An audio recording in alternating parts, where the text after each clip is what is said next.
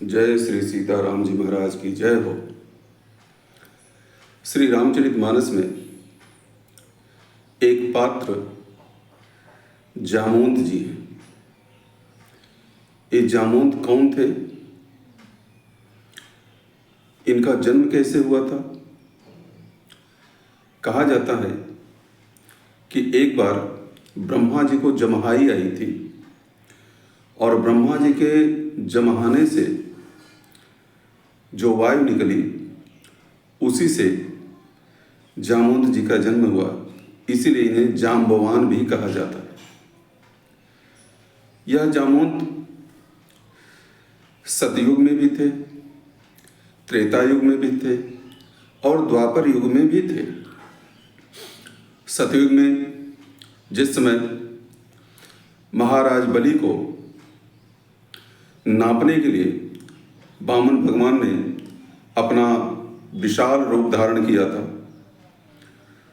तो उस समय जामवंत जी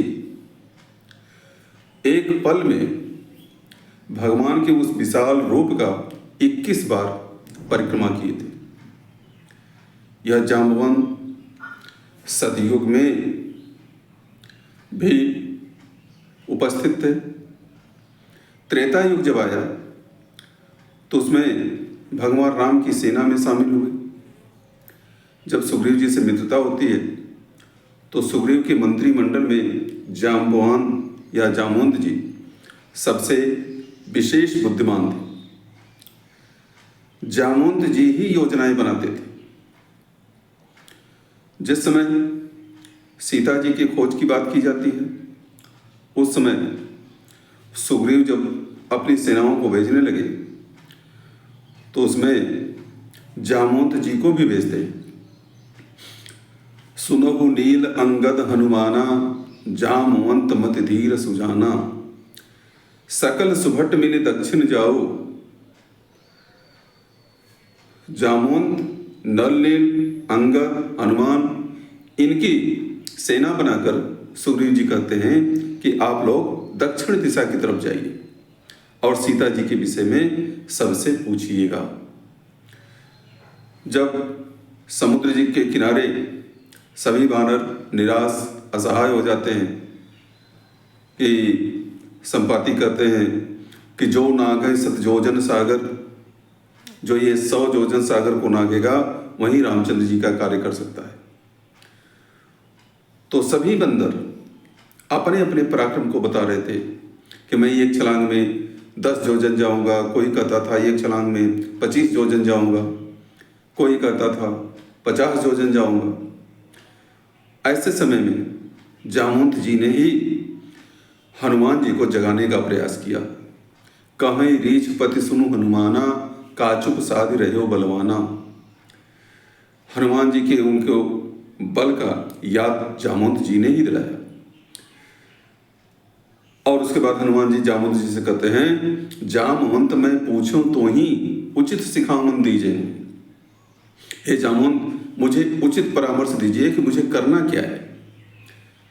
तो जामवंत जी कहते हैं कि इतना करऊं तात तुम जाई, सीता ही देख कहूं सुधी आई। हे हनुमान जी, आप केवल लंका में जाइए और वहां पर सीता जी का पता लगा करके आइएगा। भगवान से कहिए और भगवान जो करना होगा वो स्वयं करेंगे। जामवंत के वचन सुहाए। जामवंत जी ने जो वचन किया, जो संदेश दिया, जो समझाया, वह हनुमान जी को बहुत ही प्रिय लगा। यह जामवंत जी हैं जो मार्गदर्शन करते हैं। कहा जाता है कि त्रेता युग में राम जी की सेना में सबसे वयोवृद्ध थे। जामवंत मंत्री अति बूढ़ा, अति बूढ़ा वयोवृद्ध थे जामवंत जी। यह उस युद्ध में किसी से लड़े नहीं थे। रावण भी कहता है कि जिस जामवंत पर फूले हो चौथापन है उस भटका। जामवंत मंत्री अति बूढ़ा, तुम्हारा जामवंत जो है वह तो बूढ़ा है, वह क्या युद्ध करेगा। चौथापन है।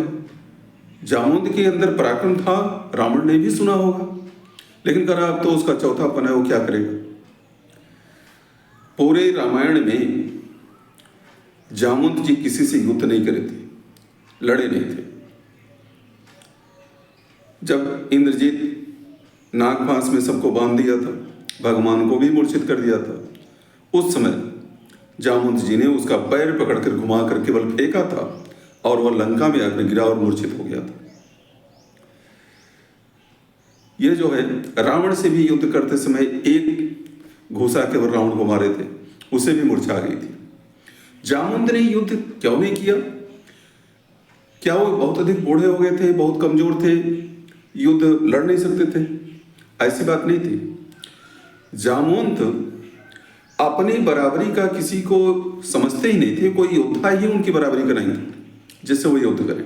और उस समय धर्म युद्ध होता था, बराबरी में ही युद्ध लड़े जाते थे। जब राम जी रावण पर विजय प्राप्त करके अयोध्या वापस आते हैं, दरबार लगता है, उस समय वशिष्ठ जी को सभी लोग अपनी अपनी बातें सुनाते हैं और कहा गया कि आप बताइए कि इस पूरी वानर सेना में सबसे बड़ा योद्धा कौन था। तो वशिष्ठ जी ने कहा कि भाई इसका निर्णय मैं नहीं कर सकता, भरत जी को न्यायाधीश बनाइए और भरत निर्णय करेंगे कि सबसे बड़ा योद्धा कौन था।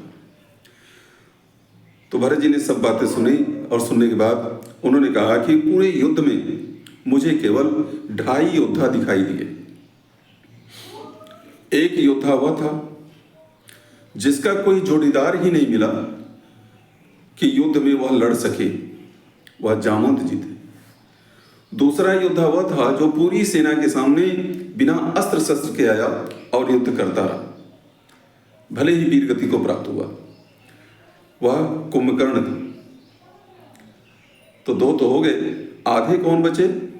तो कहें आधा वाला योद्धा वह था जो अकेले जाकर के शत्रु के नगर में अपना पैर जमा दिया और कोई उसके पैर को नहीं उठा पाया। यही 2.5 योद्धा दिखाई दे रहे हैं।